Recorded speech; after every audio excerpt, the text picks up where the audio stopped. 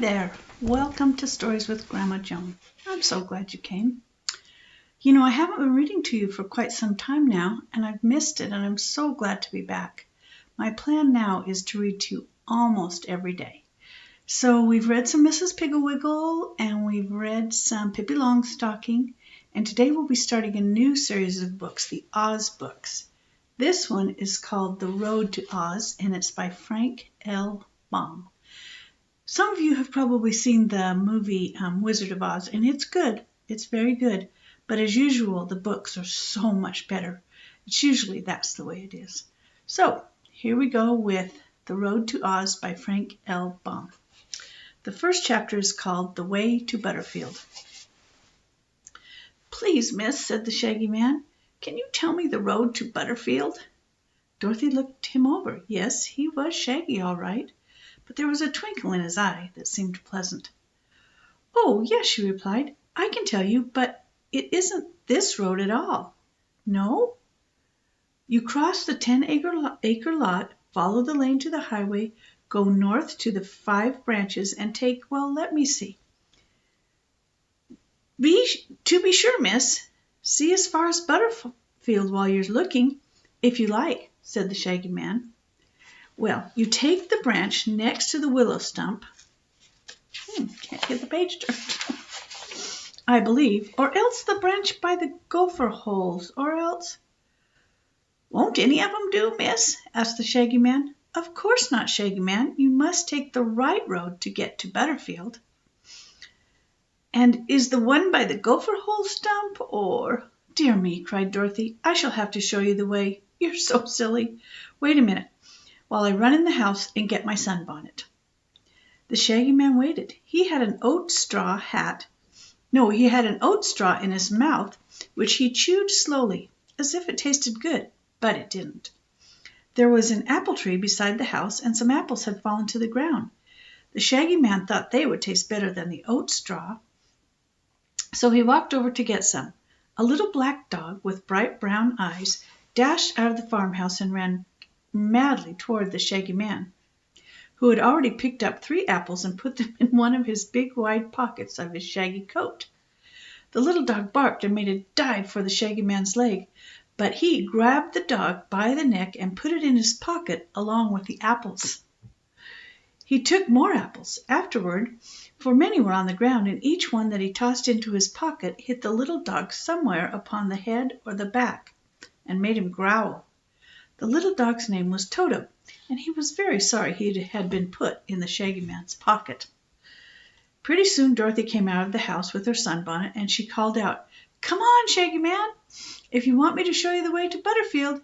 She climbed the fence into the 10-acre lot, and he followed her, walking slowly and stumbling over the little bumps and hills in the pasture as if he was thinking of something else and didn't even notice them. "My, but you're clumsy," said the little girl. Are your feet tired?" "Course not," Shaggy Man said, giving her a quizzical look. "If it snowed in August, it would spoil the corn and the oats and the wheat until Uncle Henry wouldn't have any crops, and that would make him poor, and—" "Never mind," said Shaggy Man. "It won't snow, I guess. Is this the lane?" "Yes," replied Dorothy, climbing under the fence. "I'll go as far as the highway with you."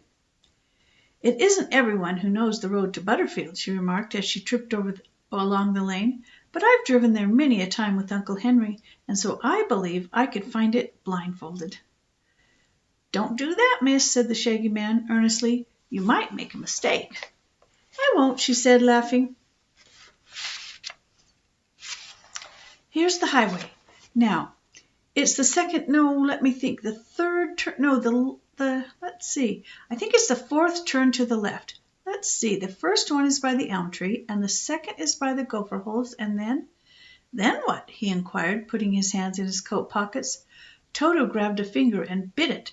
The Shaggy Man took his hand out of the pocket quickly and said, "Oh!" Dorothy did not notice. She was shading her eyes from the sun with her arm, looking anxiously down the road. "Come on," she said. "It's only a little way farther, so I may as well take you the whole way." After a while they came to the place where 5 roads branched in different directions. Dorothy pointed to one and said, "That's it, Shaggy Man." "I'm much obliged, miss," he said, and started along another road. "Not that one," she cried. "You're going wrong." He stopped. "I thought you said that other was the road to Butterfield," said he, running his fingers through his shaggy whiskers in a puzzled way. "So it is." "But I don't want to go to Butterfield, miss." "You don't?" "Of course not. I want you to show me the road so I shouldn't go there by mistake." "Oh, where do you want to go then?" Dorothy asked. "I'm not particular, miss." This answer astonished the little girl, and it made her provoked, too. To think that she had taken all this trouble for nothing. "There are many good roads here," observed the Shaggy Man, turning slowly around like a human windmill.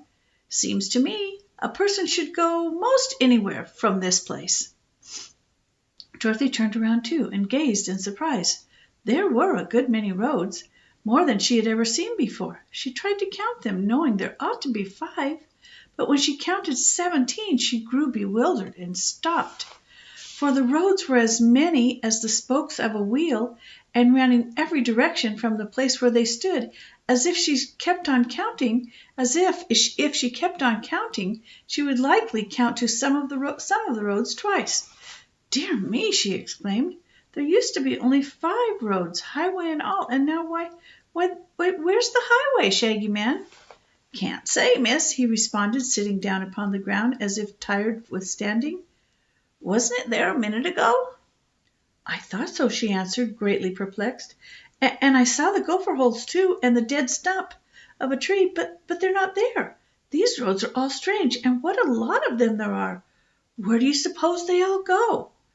"Roads," observed the Shaggy Man, "don't go anywhere. They stay in one place so folks can walk on them." He put his hand in his pocket and drew out an apple, quick before Toto could bite him. The little dog got his head out this time and said, "Row, row, row," so loudly that it made Dorothy jump. "Oh, Toto!" she cried. "Where did you come from?" "I brought him along," said the Shaggy Man. "For what?" she asked. "To guard these apples in my pocket, miss, so no one will steal them." With one hand the Shaggy Man held the apple which he had begun eating, while with the other hand he pulled Toto out of his pocket and dropped him to the ground. Of course Toto ran for Dorothy as fast as he could, barking joyfully at his release from the dark pocket. When the child had patted his head lovingly, he sat down before her, his red tongue hanging out one side of his mouth, and looking up into her face with his bright brown eyes, as if asking her what they should do next. Dorothy didn't know. She looked around her anxiously for some familiar landmark, but everything looked strange.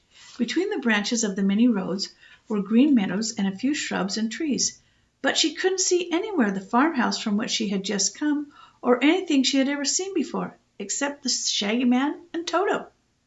Besides this, she had turned around and around so many times, trying to find out where she was, that now she couldn't even tell which direction the farmhouse ought to be in.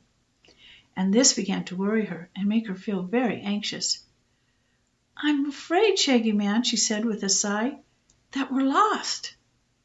"Oh, there's nothing to be afraid of," he replied, throwing away the core of his apple and beginning to eat another one. "Each of these roads must lead somewhere, or it wouldn't be here." So what does it matter?" "I want to go home," she said. "Well, why don't you?" said he. "I don't know which road to take," said Dorothy. "Oh, that's too bad," said the Shaggy Man, shaking his head gravely. "I wish I could help you, but I can't. I'm a stranger in these parts, you see." "Seems as if I am too," she said, sitting down beside him. "It's funny, a few minutes ago I was home, and I just came to show you the way to Butterfield, so I wouldn't make a mistake and go there," he said. "And now I'm lost myself and don't know how to get home." "Have an apple," suggested the Shaggy Man, handing her one with pretty red cheeks on it. "I'm not hungry," said Dorothy, pushing it away. "But you may be tomorrow. Then you'll be sorry you didn't eat this apple," he said. "If I am, I'll eat the apple then," promised Dorothy. "But perhaps "Perhaps there won't be any apples then," he returned, beginning to eat the red-cheeked one himself. "Dogs sometimes can find their way home better than people," he went on. "Maybe your dog can lead you back to the farm." "Will you, Toto?" asked Dorothy. Toto wagged his tail vigorously. "All right, girl, let's go home." Toto looked around a minute and dashed up one of the roads. "Goodbye, Shaggy Man," called Dorothy, and ran after Toto. The little dog pranced briskly along for some distance, and then he turned around and looked at his mistress questioningly. "Oh, don't expect me to tell you anything," she said. "I don't know the way. You'll have to find it yourself, Toto." But Toto couldn't. He wagged his tail and sneezed and shook his ears and trotted back where they had left the Shaggy Man. From here he started along another road, then came back and tried another. But each time he found the way strange and decided it would not take them to the farmhouse. Finally, when Dorothy had begun to tire from chasing after him, Toto sat down panting beside the Shaggy Man, and he gave up. Dorothy sat down too, very thoughtful. The little girl had encountered some strange adventures since she came to live at the farm, but this was the strangest of them all. To get lost in 15 minutes, so near to her own home, and in the unromantic state of Kansas, was an experience that fairly bewildered her. Will your folks worry?" asked the Shaggy Man, his twinkling eyes in a pleasant way. I suppose," answered Dorothy with a sigh. "Uncle Harry says there's always something happening to me, but I've always come home safe at the last. So maybe he'll take comfort and think I'll come home safe this time."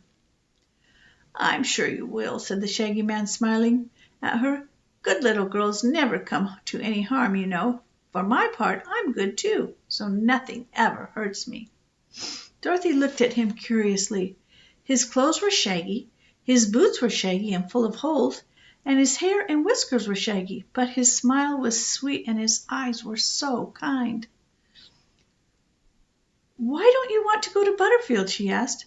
"Well, because a man who lives there owes me 15 cents, and if I went to Butterfield and saw him, and he saw me, he'd want to pay me the money. I don't want money, my dear." "Why not?" she asked. "Money," declared the Shaggy Man, "makes people proud and haughty. I don't want to be proud and haughty. All I want is to have people love me, and me love them. And as long as I own the love magnet, everyone I meet is sure to love me dearly." "The love magnet? Why, what's that?" asked Dorothy. "I'll show you if you won't tell anyone," he said, in a low, mysterious whisper. "There isn't anyone to tell except Toto," said the girl. The Shaggy Man searched in one pocket carefully, and in another pocket, and in a third. At last he drew out a small parcel wrapped in crumpled paper tied with a cotton string. He unwound the string, opened the package — that's what a parcel is, a package — and took out a bit of metal shaped like a horseshoe. It was dull and brown and not very pretty. "This, my dear," he said impressively, "is the wonderful love magnet. It was given to me by an Eskimo in the Sandwich Islands, where there are no sandwiches at all, and as long as I carry it, every living thing I meet will love me dearly." "Why don't the Eskimos keep it?" she asked, looking at the magnet with interest. "Why didn't the Eskimo keep it?" he asked, looking at the magnet with interest. She asked, sorry. "Wasn't he sorry then?" she inquired. "He didn't say," replied the Shaggy Man, wrapping and tying the love magnet with great care and putting it away in another pocket. "But the bear didn't seem sorry a bit," he said. "Did you know the bear?" asked Dorothy. "Yes, we used to play ball together in the Caviar Islands.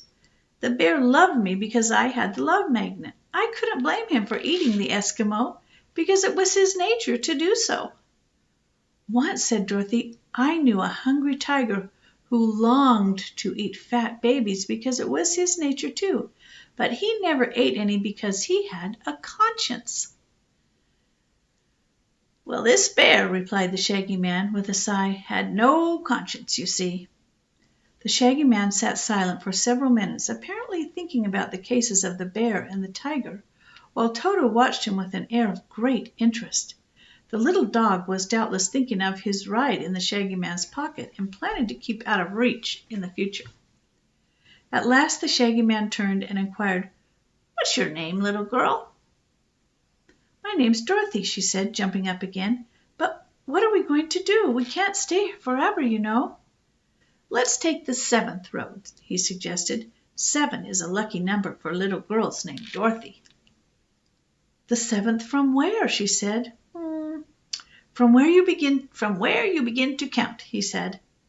So she counted 7 roads, and the 7th looked just like all the others, but the Shaggy Man got up from the ground where he had been sitting and started down this road as if sure it was the best way to go, and Dorothy and Toto followed him.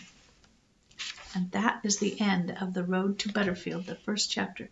Tomorrow I will read the 2nd chapter, Dorothy Meets Button Bright. Okay? I'm so glad you came. See you next time. Have a wonderful day. Bye-bye.